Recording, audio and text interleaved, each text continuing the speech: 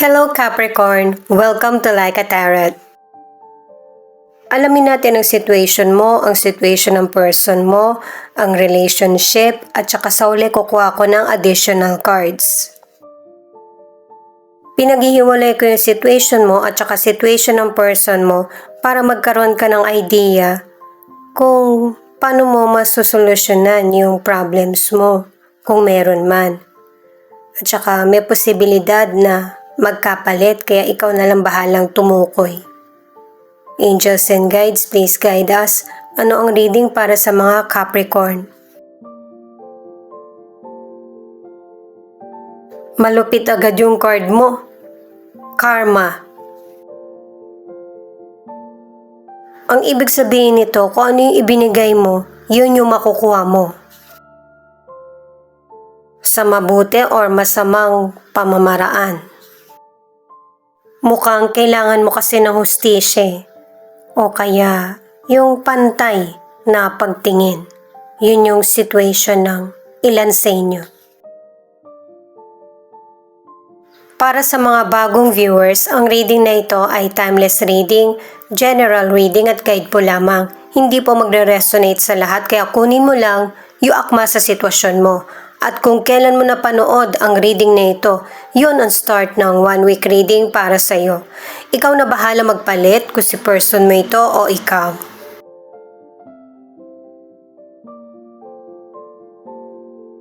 The Hangman, 6 of Swords, at 8 of Cups.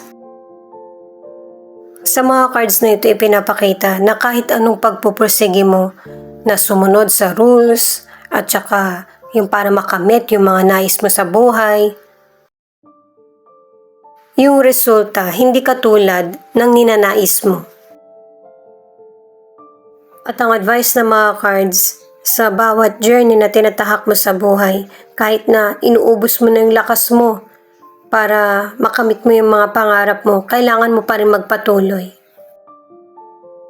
Dahil sa itong mga cards ang nagsasabi na makakasurvive ka sa worst part ng buhay mo.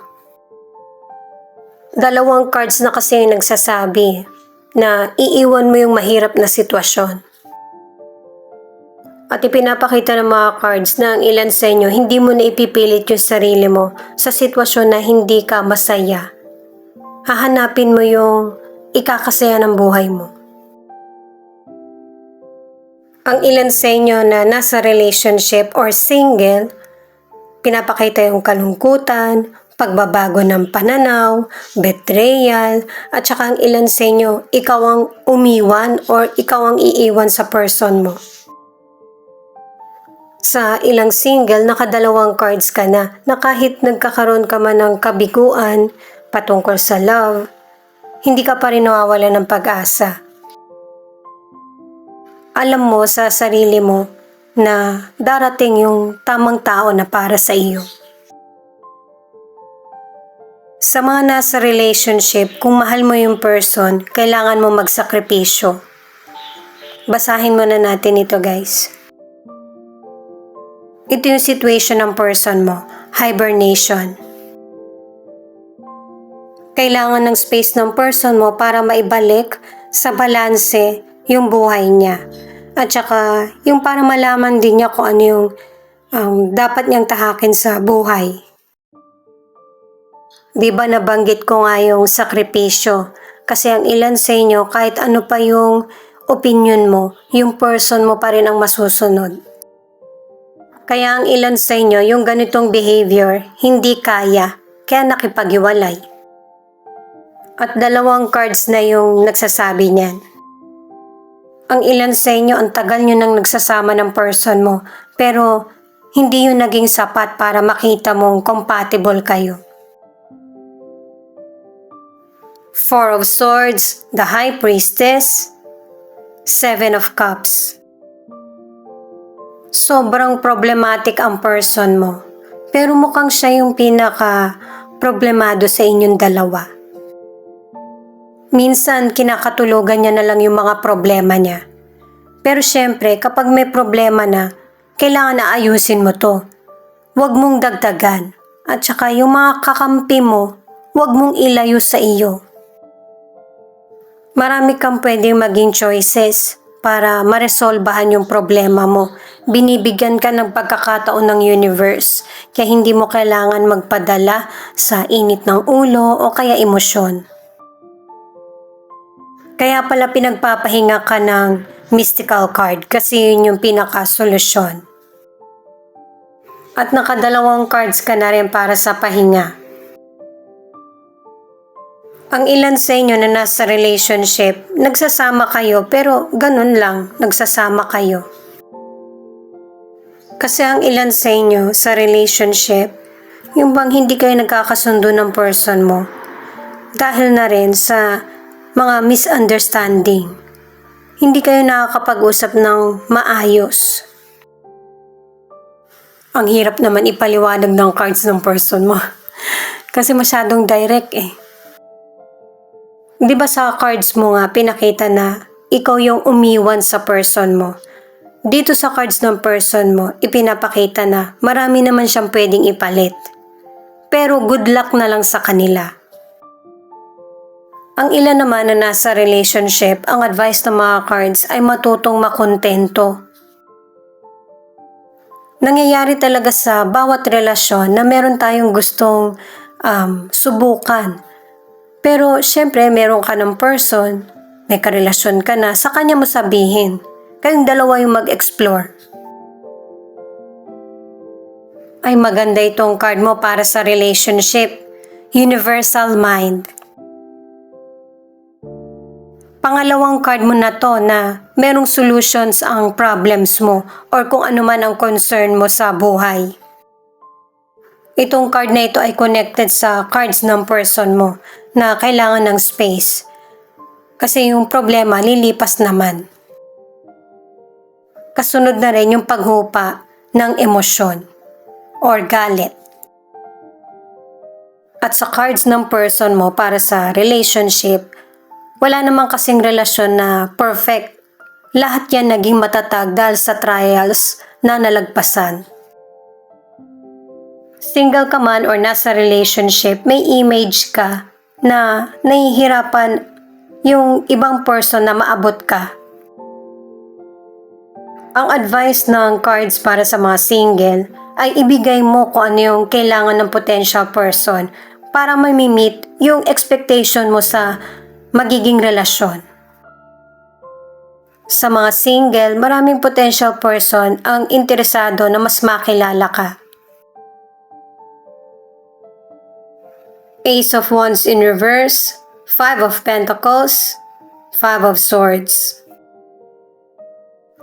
Sa career, tatlong cards ito ang nagsasabi na hindi maganda ang kondisyon mo sa trabaho or business. Pero kailangan mong maging kalma at maging patient para hindi yung sarili mo yung magiging kalaban mo. Dahil sa init ng ulo at saka matatangay ka ng emosyon mo. At saka lahat naman ng nangyayaring problema sa buhay natin, ang katapat ay dasal. Kapag malapit ka sa Diyos, iisipin mo na walang kakulangan. Mas mabibigyan ka pa nga ng idea at saka yung makakabuti sa iyo, lalo na sa career at financial, kasi hindi maganda yung mga cards. May mga ups and downs ang buhay natin, pero itong problem mo na ito, nakatatlong cards ka na masusolusyonan. Temporary lang yung nangyayaring problema sa iyo. Sa health, iwasan yung mga unhealthy habits. At saka nakadalawang cards na rin na iwasan na maging mainitin yung ulo. Umiwas din sa matatalas na bagay o kaya aksidente. Sa mga nasa relationship, tatlong cards na ito na ang ilan sa inyo hindi napapakinggan yung opinion mo sa relasyon kasi inuunahan ka na ng galit ng person mo. At saka pinapakita rin na ang ilan sa inyo pisikalan yung pagtatalo. Kapag ang pagmamahalan ay totoo, pareho kayong nagbabalanse. Single ka man or nasa relationship, makaka-experience ka talaga na aagawin ang person mo. At saka para sa ilang single, mag-ingat ka kasi may person na ilalagay ka sa alanganin na sitwasyon. Kapag ka alam mo na to, mas piliin mo yung kabutihan, hindi yung nararamdaman. Naku, ito palang sasabihin ko palang Three of Swords. Naniniwala ba kayo sa katagang history repeats itself? Pangatlong card na ito para sa betrayal. At saka sinabi ko na rin kanina, di ba, pinakita na ng mga cards na maraming pinagpipilian yung person or potential person. Additional cards na lang ito pero ganun pa rin patungkol sa betrayal ng person.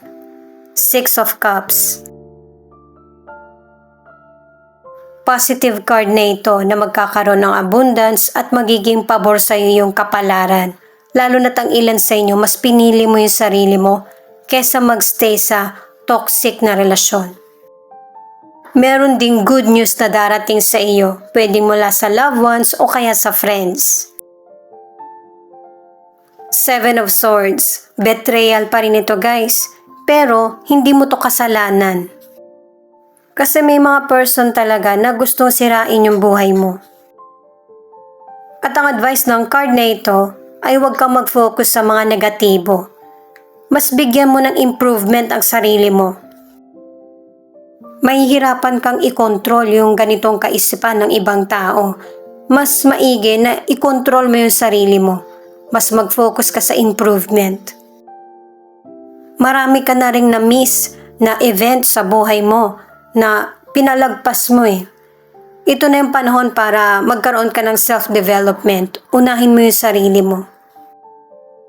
Na hindi mo kailangan umasa or maghintay sa iba. Kasi kaya mo yung sarili mo. At syempre, good karma ang mangyayari sa mga taong mabuti ang nagawa.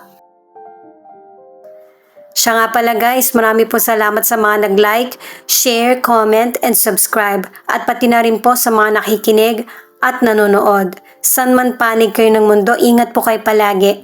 Ito naman ang angel number mo. Affirm. Stop stressing. Something big is about to happen to you at the right time. The universe will give you what is yours. Type yes to believe. 0. You are entirely on the right path and heading towards the best version of yourself. 900. Substantial change is coming your way. Angel 900 meaning brings about a calming effect. Agree to its vibrancy.